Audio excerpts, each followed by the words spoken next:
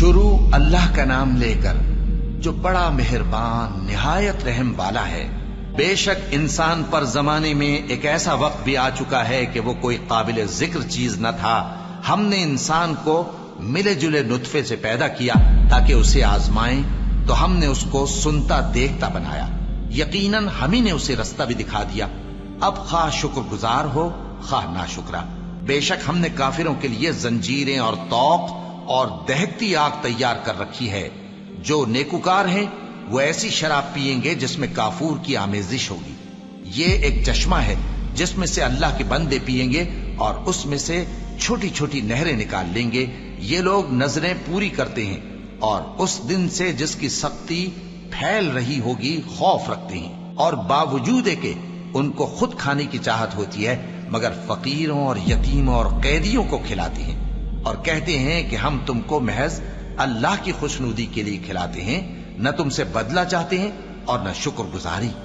ہم کو اپنے پروردگار سے اس دن کا ڈر لگتا ہے جو چہروں کو بگاڑنے والا اور بڑی سختی والا ہوگا۔ چنانچہ اللہ ان کو اس دن کی سختی سے بچا لے گا اور تازگی اور خوشی عنایت فرمائے گا، اور ان کے صبر کے بدلے ان کو بہشت اور ریشمی لباس عطا کرے گا۔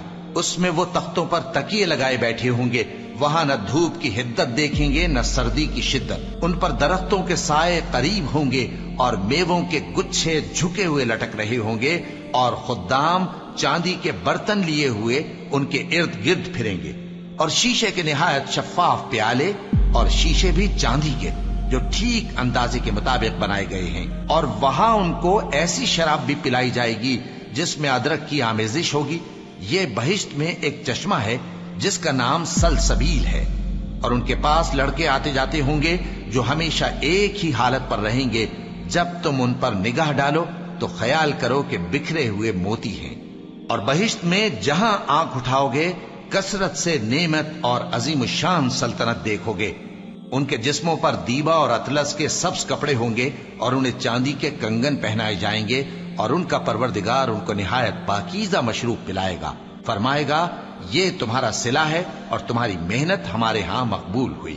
اے نبی صلی اللہ علیہ وآلہ وسلم، ہم نے تم پر قرآن بتدریج نازل کیا ہے، تو اپنے پروردگار کے فیصلے کے لیے انتظار کیے رہو، اور ان لوگوں میں سے کسی بدعمل اور ناشکرے کا کہا نہ ماننا، اور صبح و شام اپنے پروردگار کا نام لیتے رہو، اور رات کو بڑی دیر تک اس کے آگے سجدے کرو اور اس کی پاکی بیان کرتے رہو۔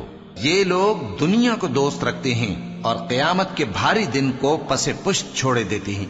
ہم نے ان کو پیدا کیا اور ان کے جوڑ جوڑ کو مضبوط بنایا، اور اگر ہم چاہیں تو ان کے بدلے انہی کی طرح اور لوگ لے آئیں۔ یہ قرآن تو نصیحت ہے، جو چاہے اپنے پروردگار کی طرف پہنچنے کا راستہ اختیار کر لے، اور تم کچھ بھی نہیں چاہ سکتے مگر جو اللہ کو منظور ہو۔ بے شک اللہ جاننے والا ہے، حکمت والا ہے۔